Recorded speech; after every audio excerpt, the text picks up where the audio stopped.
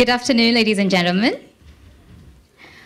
I am pleased to welcome you to today's presentation by Humphrey Fellows. This is the first of a series of 3 presentation sessions related to education. The theme for today's presentation is education and gender. The focus countries are Pakistan, Iraq, and Sudan.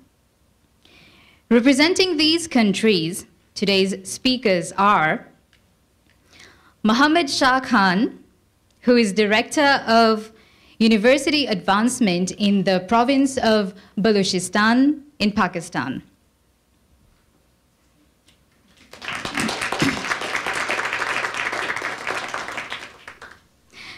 Next presenter is Humphrey Fellow Wafa Shakir, who works as Assistant Professor at the Ministry of Higher Education in Iraq. And Yusra Abdul Karim, Lecturer of English Language at the University of Khartoum in Sudan.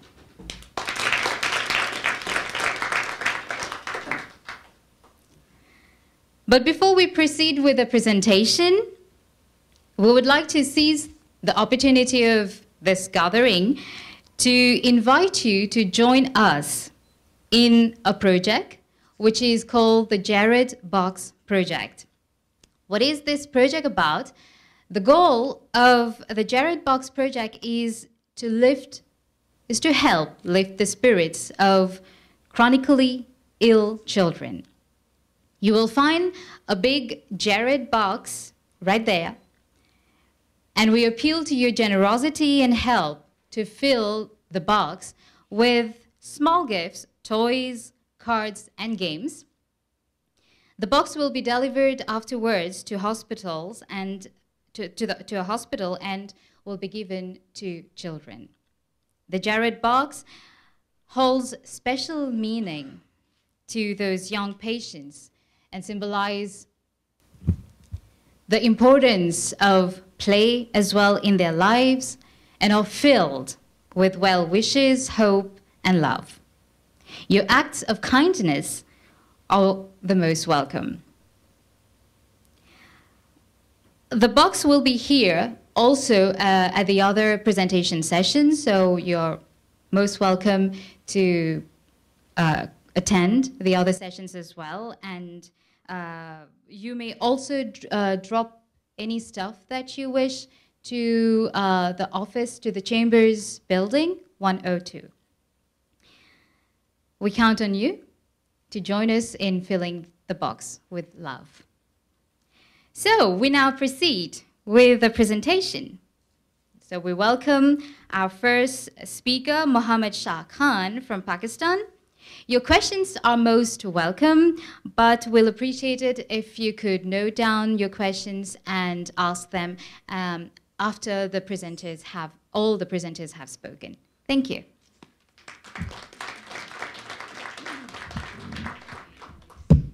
Thank you, Brinda, for this nice introduction. Good afternoon, ladies and gentlemen. Thank you for being here, despite this harsh weather. We'll be talking about a very sensitive topic today, gender in education. And the case countries are Pakistan, Iraq, and Sudan, just like Brinda said. But before I go to my country, Pakistan, let me give you a global perspective of what's happening in terms of gender in education. According to this Global Monitoring Report of 2012, these figures are unfortunately not very encouraging. Out of 175 million illiterate people around the world, 61% are female. Around the world, 31 million girls are out of school.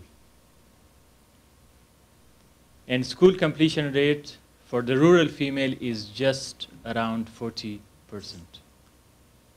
And as you can guess, that the poorest girls are hit the hardest.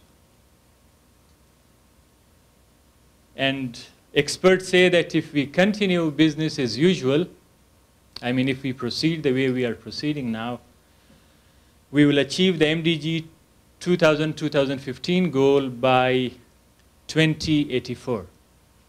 And I'm not sure whether I will be alive by that time or not. So business as usual may not work. Now let's come to a piece of this bigger picture, gender and education in Pakistan. Pakistan, as you may know, it's a country in the South Asia, has borders with Iran, Afghanistan, China, and India. These are some of the provinces that you can see. And from the very beginning, when Pakistan was founded, from the very beginning, education was there in all the policies, in the constitution. The Article 25A says that the state shall provide free and compulsory education to all children of the age 5 to 16, free and compulsory. And government policies regarding education from 1959 to 2004, they all talk about equitable access to education. And Pakistan is also a signatory of the World Declaration of Education for All that was signed in 1990. The Dakar Framework of Action, as you may know, in 1999, Pakistan signed that document again. And the Millennium Development Goal of 2000 and 2015, which says education for all, Pakistan has signed this also. But unfortunately, the progress is not significant. Pakistan has the second highest proportion of out-of-school children, next to Nigeria. And one of the 10 out-of-school children lives in Pakistan. And as you may guess, more girls than boys are out of school.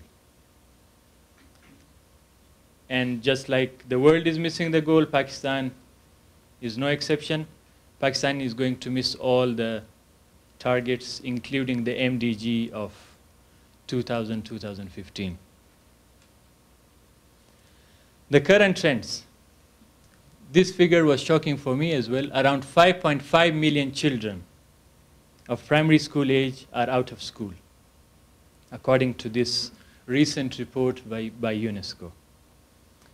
Primary enrollment is still just around 75%, which is again lowest in the region.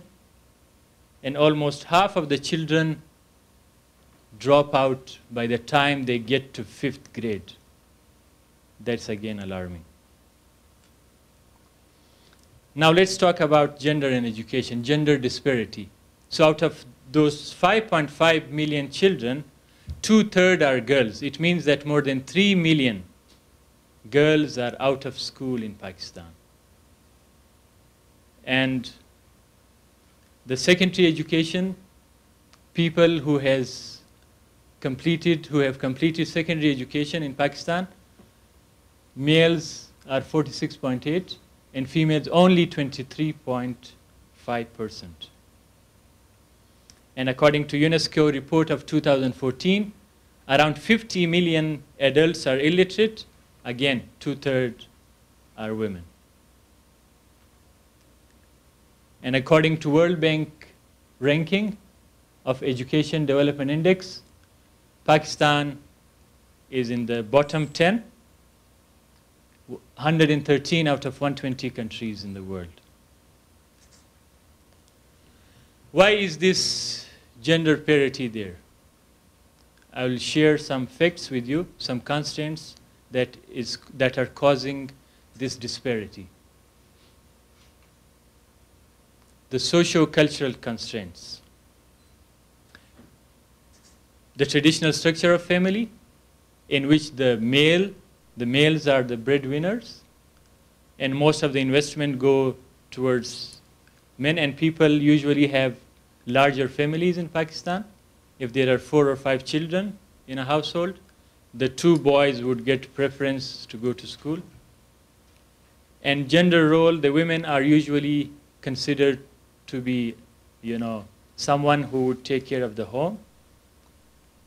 So that is another thing why it's a constraint. Women are not really getting to schools. Even if they get to school after 5th grade, they just quit. They are more towards the home chores. Lack of awareness, people still, the parents and the communities, especially in some rural areas of Pakistan, they are not aware of the importance of education, what importance can do to them, to their families, to their women. This is another reason why women are not into education, even men in that sense. Schools. In the rural parts, especially in Balochistan province and Khyber Pakhtunkhwa province, the provinces that are adjacent to Afghan border, Afghan and Iran border, since the population, it is scarcely populated, so there are not many schools there. I mean, there will be a village here, then after 3 or 4 miles there will be another village. So in 4 or 5 villages there will be one school only. So it's hard for the children to reach to one centralized school. They have to walk sometimes 2 or 3 miles to reach the schools. And even when we have schools, the school infrastructure, they are not safe. Safe in a sense that walking to and from school is not safe. It's not safe infrastructure-wise. And according to a survey, 40% of the schools don't have latrines. Another 56% schools would not have safe drinking water. So the schools are not safe for the girls, not safe for the teachers. That's another reason why parents are hesitant to send their children to schools. Affordability is an issue. According to our recent statistics, around 60% of the people in Pakistan, they live less than $2 a day. So of course, the government, in the constitution, they have this, that government will provide free education. The education is free, but there are some indirect costs. There is some opportunity cost. If there are 4 or 5 children in a family, someone would go to a child labor, just to earn something, to earn a bread for the family. Extremism, unfortunately, in the recent years, after 2000, in Khyber Pakhtunkhwa province, in the bottom picture you can see this school blown up. In Khyber Pakhtunkhwa province, around more than 600 schools are blown up in the past 6 to 7 years. And there are so many reasons. It's very debatable why they are blown up, why schools. And madrasas, madrasa is a religious school. They are, the poor families, they would consider madrasa as an alternative to school because these are non-governmental and non-profit entities, and they provide food to the children, they provide better infrastructure facilities. So that is a growing, option for the parents who cannot afford to send their children to schools. But let me add one thing, but we don't know what kind of curriculum they teach. The government, there are around more than 14,000 madrasas in Pakistan, but less than half of them are registered. And no one knows what they teach in madrasas, how they teach. Teachers. There are not many teachers, especially in the rural setups, as I told you. Most of the rural schools are one-teacher schools, and when the teacher is ill, or the teacher is for any reason, if he's not there, the school is closed that day. And when the government teachers are transferred into some remote schools in some rural area, they just go for 3 months leave, So for 3 months, the school is closed. I've been to such schools when I was a child. I mean, we would pray that our teacher gets sick, you know. So the school is closed, yeah. And the ratio at primary level, the ratio is 1 to 41. One teacher for 41 children. Can you imagine at primary level? Quality. Where is the result? The children who are going to school, when the parents ask them, what did you learn? They say, well, I was working at teacher's home. You know, teacher had to construct a new room. We were helping the teacher. So the quality is not really there, especially in the rural areas. And even after the secondary school, when the quality of these people who graduate from the secondary school, they don't find any meaningful job because they cannot read properly, they don't have that critical thinking skills. So the parents don't see the return on investment, and especially when it comes to girls. So why would they invest so much money, so much time on a girl who after completion of secondary school would do nothing, would make no contribution to family's income? Why would they invest? Quality is a real concern. Okay, in the following slides, I will be sharing some strategies which, fortunately, the government of Pakistan is considering, some of those, and some of those are just my recommendations, which may help Pakistan improve the scenario. Building safe schools. This is very important. Safe schools, a school which is free from all kind of punishment, physical, mental, from all kind of harassment, which is safe for teachers also, for female teachers, and for girls. This can really restore confidence of the parents to send their girls to schools if you develop some safe schools. Public-private partnership. Government may not be able to reach out or to enroll those 5.5 million children. The government needs to take on board some private entities, some NGOs, some international donor agencies, some non-profit organizations. This is the only way we can cater those 5.5 million children. Local teachers, as I told you, that teachers in the rural areas, they would not show up, the school would remain closed. So if there is a local teacher from the same village, the parents may make them accountable, okay? You were not there in the school yesterday, why? What was the reason? So local teachers can really make a difference. Community involvement is a key. In a recent World Bank project in Balochistan, Balochistan is a province where I live, this is the most underdeveloped province bordering with Afghanistan. They implemented a project where all the administrative authority was given to the parents of that particular community. And since I evaluated, I was part of a consultancy team who evaluated that project, the results were really significant. So this model can really work, community involvement. And education is unfortunately not a priority of the government. Only 2.1% of the GDP goes to education, which is miserable. The government should allocate more funds. The international donor agencies should pour more money because this is investment in the future of a country, in the future generation. Some concluding remarks.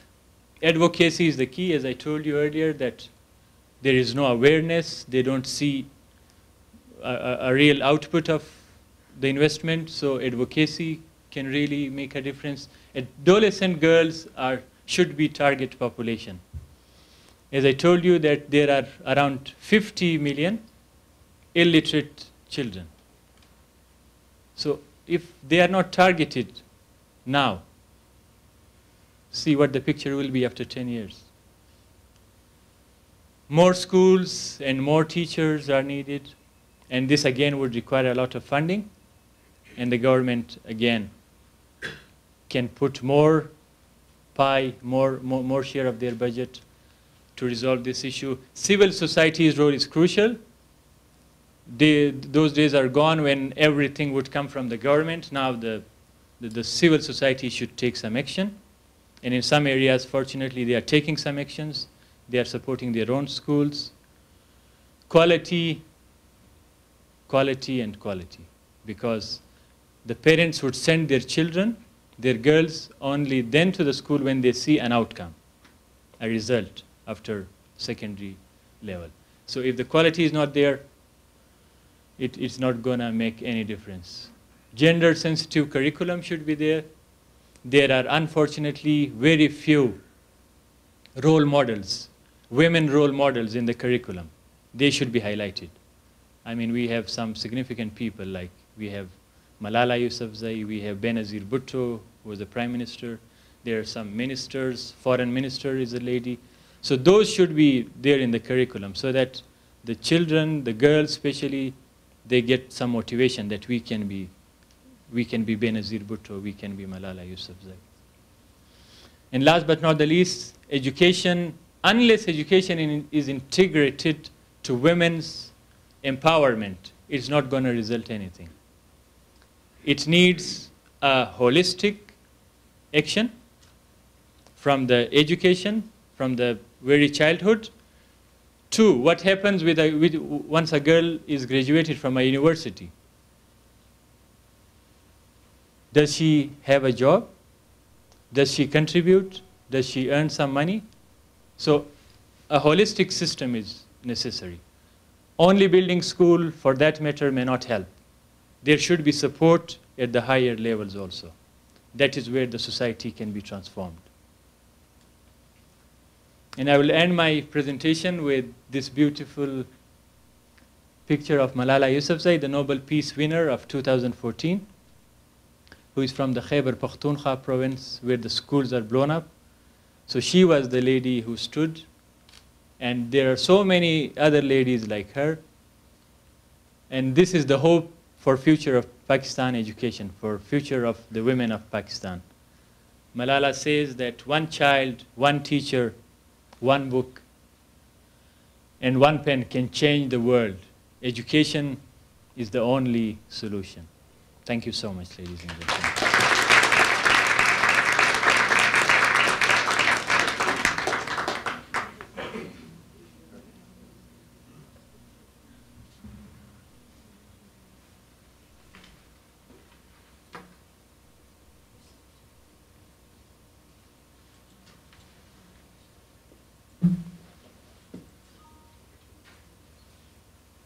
To be here with you presenting about education and gender in Iraq.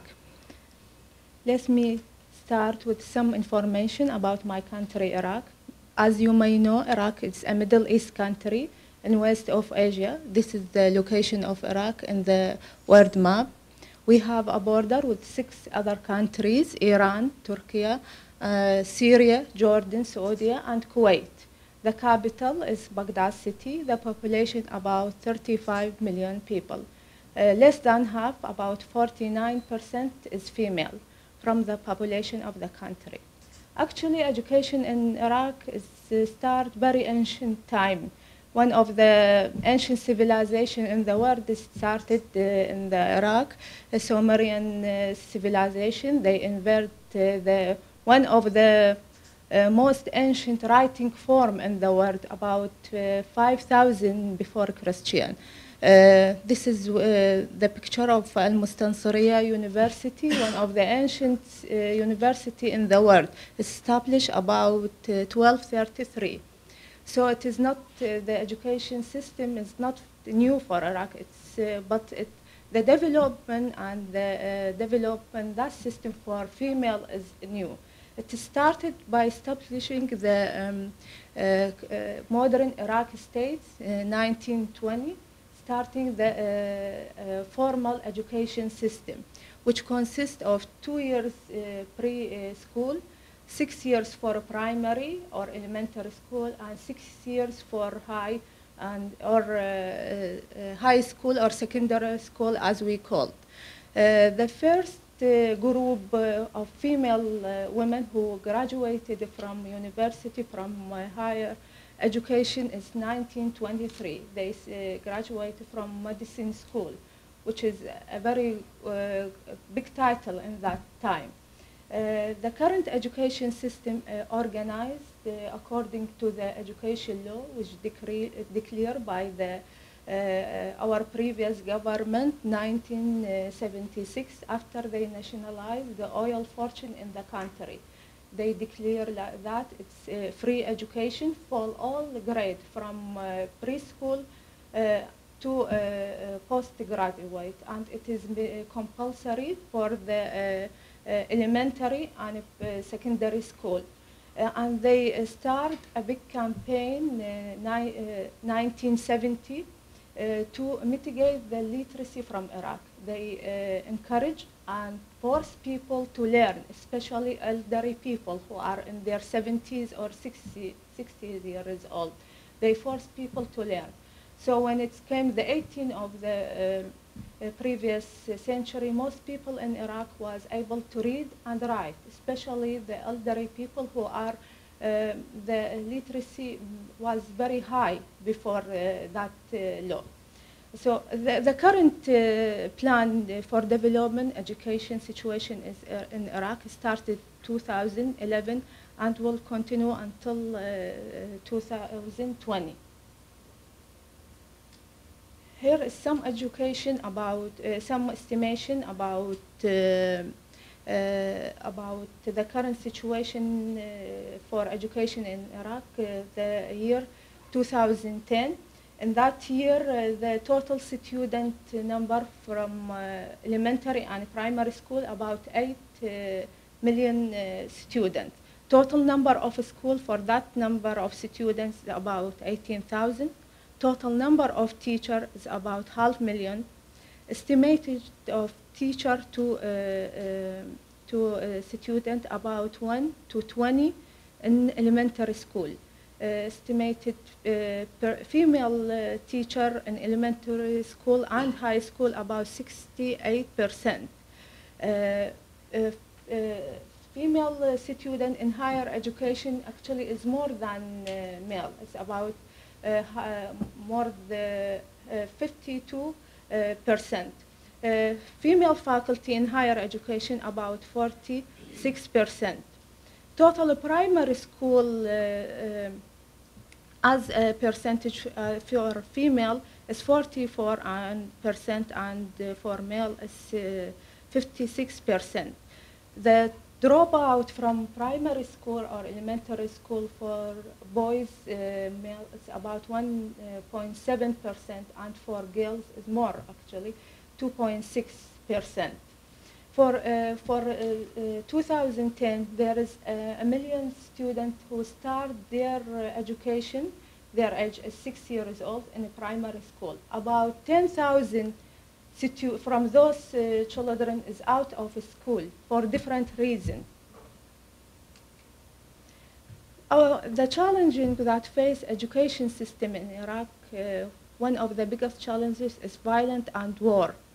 The country started from 1980, go through the 3 big wars with Iran, with the first Gulf War, second Gulf War, and third Gulf War. Then the economic punishment was declared by United Nations, which continue 10 years. These wars and punishment destroy the infrastructure of country. They impact very severe on health system and education system. But in the current time, the unstable security situation in some area of country make a lot of pressure on education system. Until recently, in June 2014, the Mosul city, which is the second largest city in Iraq after Baghdad city, which is the capital, this city attacked by ISIS. So 5 million people forced to run away from that city. That 5 million people, their children, they need to they need to school and universities. So the government go under pressure to secure education for those people. Also, some social situation is still in the country, economic difficulties for some families, and difficulties to control the illiteracy rate and school dropout in some area. In some area it's very difficult to control where the trouble is for government to control the illiteracy rate. They encourage people to go, especially the elderly people, to go to school and continue their learning. Ladies and gentlemen, before the second Gulf War, the 1991, the World Bank estimated that literacy rate in Iraq nearly 100%, which is a big title for developing country. So after 20 years from wars and block punishment, economic punishment, the literacy rate in Iraq in 2011 was 86%, which is a very sad situation. The country is supposed to be development, go forward in education system, especially it is not a poor country, it is a country with big resources, especially the oil fortune. So the government, with help with other NGO, try to mitigate the illiteracy from Iraq by 2018. The two ministries in Iraq, Ministry of Education and Ministry of Higher Education, with helping of UNICEF and the World Bank, try to achieve this goal, to encourage people, send their children to school, even in area where trouble and insecure situation. So we hope and pray these goals come true. As people who work in education, we pray that these goals achievement in the end of year 2018. Thank you very much. Thank you.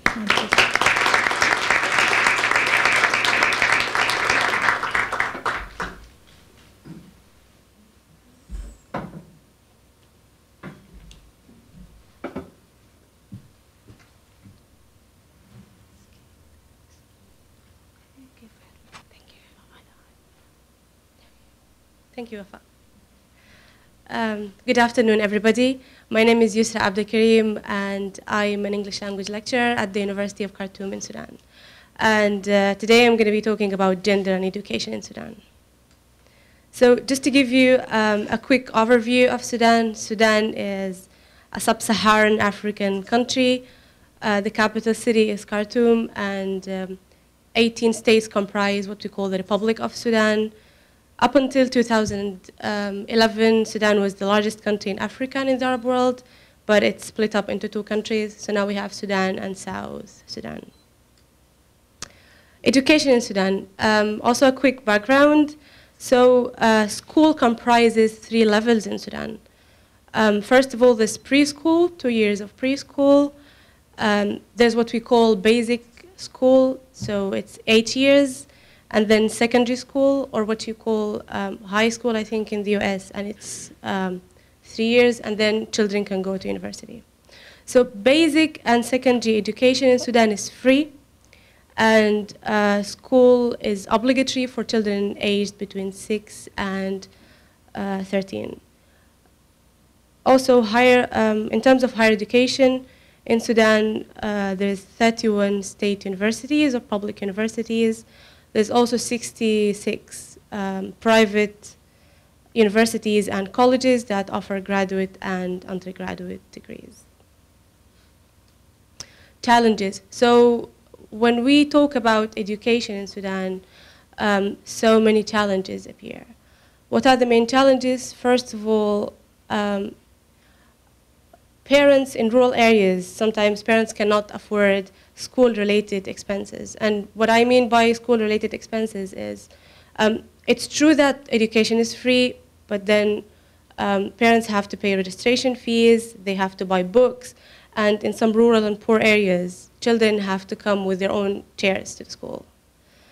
Another challenge is armed conflicts. I think everybody is familiar with the problem in Darfur region, the Western Sudan, and although the situation is getting better now, but then all the consequences of the conflict are still going on. So armed conflicts in some parts of the country affect education massively. Another challenge is the budget allocated to education is less than 1% of the national GDP. So Pakistan is even better than Sudan. Another problem is poor quality in education, especially in public schools. And what I mean by poor quality of education is that classrooms are not well equipped. Sometimes in some rural areas, there could be 90 students in a classroom. Teachers are not well qualified, and schools are not children friendly. Another problem is in some rural areas or areas affected by the war, families resort to sending their children to work instead of sending them to school. And most of those children are girls. So girls are sometimes sent to work in houses, for example, instead of being sent to school. And parents need to do that to increase the income of the family. Another problem which is related to some cultural beliefs is that some parents prefer single-sex schools. So many parents would prefer sending girls to only girls' schools than sending them to mixed gender schools. Just to give you some examples of how it is like in war zones. So this is a group of girls, they're carrying water from the river to their houses. Education is not a priority for their families. Another problem, another challenge, which is quality that I talked about. So there's a lack of government support. So public schools are poorly equipped. On the left side, we can see a picture of a classroom. It's not actually a classroom. Children are having the lesson in the schoolyard. There's a large number of students. But on the right side, that's one of the best private schools in Khartoum City. Most of the teachers are foreigners. They have international curriculums, and the number of students per classroom is really small. So unfortunately, in Sudan, in order to get good education, you have to pay. Now I'm going to be talking about education and gender. So first of all, literacy. And before I proceed to talking about literacy, I had problem with getting data for the presentation because the government doesn't really document everything, and NGO organizations, not many of them are in Sudan, and so most of the data I found were estimations or data collected before the separation of the North and the South. So literacy. What I mean by literacy is, or by a literate person is, individuals who are above or over 15 years old and who can read and write. So before 2011, before the separation, the literacy rate in Sudan was 71% of the total population. And that for male, it's 80%, and of course for females, it's less, it's 63%. And because there's less literate women than men, then women make up 76% of literacy programs. So it means people who didn't have the opportunity to go to school when they were children were able to get literacy programs after they were adults. Enrollment and retention. So in this table, these are percentages of girls' share in enrollment. It's only girls' percentages. So it's clear that there's a slight gender disparity. in terms of enrollment, especially in basic and secondary school. But, and then this problem emerged in rural areas because, like I mentioned before, schools are not girl-friendly. And what I mean by that is it's not safe for girls to enroll in schools. So they have to walk for long distances to get to the school. And so families prefer not to send their children to school or the girls to school rather than risking their lives. But we can notice that with higher education, the retention rates increase. So there's more girls than boys at the university. And the reason for that is, for girls, this is going to university is an incentive for them to delay their entrance in an uncertain job market, because it's easier for boys than for girls to find jobs. In Sudan, we can't talk about women's education without mentioning the name of Babakar Badri. So Babakar Badri was an activist, and he was a sheikh. And he was the person who first introduced women's education in Sudan. So before 1907, there weren't any schools for women or for girls. Families were skeptical, actually, about educating their girls formally. But what Babakar Badri did was he established a school in his own house. He had 13 daughters. So he established a school in his house. He enrolled his daughters. And from that time on, we started having schools for girls. The school was called Ahfad School for Women. And today, it has been transformed into a university. It's one of the most prominent universities in Sudan. Only women can enroll in this university. And the main philosophy of the university is to empower women in the society and to strengthen their role in the society. They also have some they offer graduate and undergraduate programs which are unique for this university. For example, programs like Rural Extension Education and Development, Gender and Development, Gender and Peace Studies, Sustainable Rural Areas Development. Stories of success. I can proudly say that today in Sudan, despite all the challenges, there are women pioneers in all fields. A very important example is a colleague of mine who works for the University of Khartoum, Professor Sumaya Abu Kashawa. She is the current Minister of Higher Education and Scientific Research in Sudan. So the government is also trying to raise the awareness and improve the education of girls. So the National Policy for Gender Parity that was released in 2007 had several aims, such as to raise the awareness about the importance of girls' education among communities, especially in rural areas. Another aim was, by the end of 2015, all girls must be able to enroll in school. And it is worth mentioning that in Sudan, the main problem with education is not access to schools, but it's rather quality of schools. And that's what hinders so many girls from going to school. Again, another important aim is to end gender disparity in education in rural areas, to make schools more girls-friendly. So in the past few years, more schools were built so girls wouldn't have to walk for long distances to get to the school. Also, to increase girls' involvement in technical education.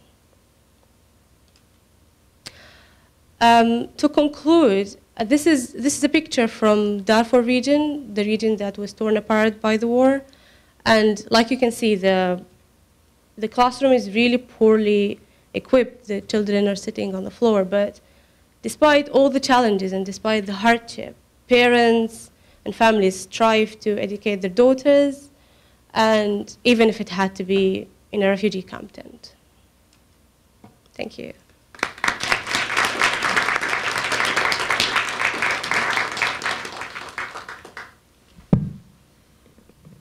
we have 10 minutes, we can take some questions from the audience. If there is any. Yes. Can you please use this microphone?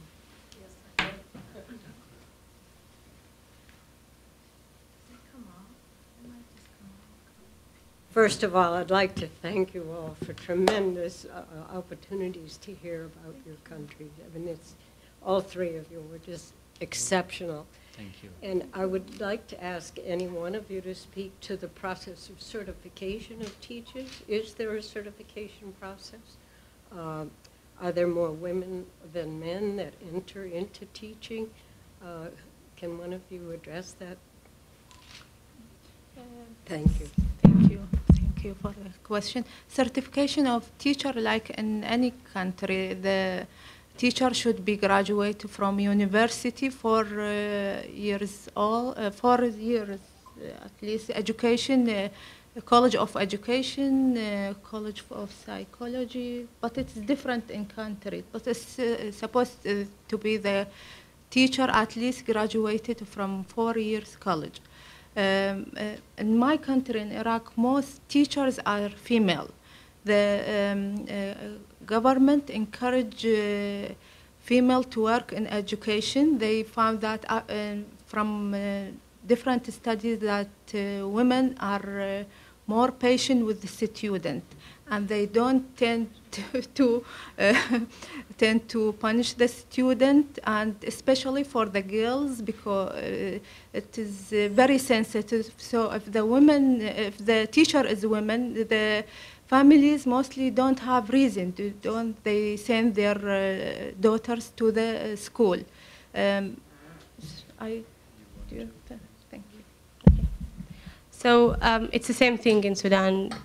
Teachers need to have an undergraduate degree for teaching. It could be in education, or for example, a person who studied history at the university, they could teach history at school. But they don't have to come from an education background. There's more female teachers, especially in elementary school, and even for boys and for girls. I think it's the same reason, because we believe that female teachers can, are more patient, and they're able to deal with children more than men. Yeah, children drive men crazy. Yeah, in Pakistan, the scenario is a little different. The teachers don't have to have a degree in education, unfortunately, to become a teacher. Most of the teachers in the rural areas, as I told you now, the government is implementing this local teachers concept.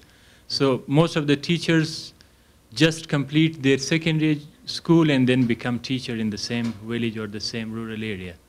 So that's another reason. When the teacher quality is not great, it ultimately affects, the overall quality of the school of the education. So that's a real concern in Pakistan. And gender-wise, there are more male teachers in Pakistan than there are female teachers. Around 60% are male teachers at primary level, and even at higher it is even more. Around 68% are male teachers. Thank you for this question. Yes, Lefty, please. Well, I think I could make myself understood, but Mohammed, I have read, and I don't know if this is true, that I was just amazed at the number of madrasas in your school. Did you say 1,400? 14,000. 14,000. Yeah. And I have read that the primary curriculum in the madrasa school is the Quran, and that they are taught that anyone who is not of that particular faith is an infidel, and it seems to me like it would be a breeding ground for, you can fill in the blanks. Yeah, thank you, Lefty, for this question. Unfortunately, there are some misperceptions about the role of madrasa in the curriculum. Quran, of course, is one of the book that is taught, and only the people who practice Islam, they send their children to madrasas. I mean, people are not forced, people of other religion are not forced to go to madrasa. It's a voluntary organization, as I told you, it's charitable, non-profit organizations, entities. Usually these are run by some wealthier individuals. They contribute to make it functional. And as far as the curriculum is concerned, I mean, there's nothing wrong that is being taught. This was not my point. My point was that still the 600 or 700 old curriculum is being taught in madrasas. I mean, when this evolved, this madrasa concept, it was way back, some 1,200 years ago. Even then, even still, they teach the same books which were written some 600 or 700 years ago. For example, there is a book of logic. Logic, they call it mantiq in Arabic. So that book was written in 1300 something. So the same logic book or mantiq book is still being taught in madrasa. So the objection is not on the things that they are teaching. It's about the curriculum. It's outdated. I mean, they should catch up with the modern curriculum. The world is changing. There are new techniques to learn logic and all the mathematics and all, and the languages. I mean, the children would learn Arabic in madrasa, but the old way, the 600, 700 years old method of learning a language. So now that there are so many new techniques available, so those madrasas should be very open to incorporate those in the curriculum. Yes, please. Yeah, thank you so much for coming. It was really cool to hear your perspective. My question is for Mohammed, actually. So I'm a huge fan of Malala. Her dad's actually speaking tonight here on campus. But I read that recently, I think it was her birthday or something, and some schools in Pakistan celebrated like an anti-Malala Day. Yeah. Could you speak a little more to that sentiment, where that comes from? Yeah. Yeah. Thank you. Thank you for this question. Yeah, Malala is a celebrity, a heroine, some mythological, figure that the girls would see as the girl would see her. And this year she got this Nobel Peace Prize as well. Yes, in Khyber Pakhtunkhwa, the province that she comes from, and Swat is the district from which she comes. Swat was, unfortunately, Swat fell into the hands of Taliban in 2010. And during that 2 years period, or 1.5 year period, the Taliban they shut down all the schools or converted into, some sanctuaries where they would live. But after 1.5 years, the government forces went there, and and it was, Malala's story began when she would write diaries. I mean, during that period, she would write diary each day how difficult it was for her to get to school. And she would send that diary to BBC Pashto. Pashto is the language that is spoken there, to BBC Pashto. And there is a producer, Abdul Hai Kakar, who is from my region, Balochistan. So he would accumulate all those diaries, and he just published it on the website. That's how Malala got into the... So there are so many girls like Malala, so many courageous girls who would go to school despite all those threats that were there. And one day, when the Taliban, when that stories were published, Taliban came to know that there is someone, Malala. So that's when she was shot, and she really... I mean, she's a courageous girl, and she's an ideal girl, ideal woman. All the girls in my area and in Khyber Pakhtunkhwa, they aspire to be Malala, and her words really, really impact everyone across the board, regardless of their age or gender. So we are so proud of her. So even though she's living in the UK now, she can still promote social change in your country. Yeah, she has established this Malala Fund for Education, and she's raising money from different entities across the world. And even when she got this Nobel Peace Prize, she donated the prize money of this to the school children in in her area, the SWAT. So she's really inspirational, really inspirational. We need more Malala. Yeah, yeah, true. Thank you so much, ladies and gentlemen, for being here.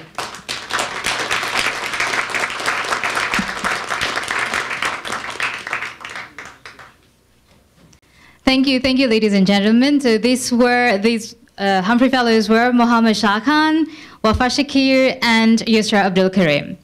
And I am Rinda Arnett. Thank you so much for being here with us today, despite your very tight schedules, I suppose.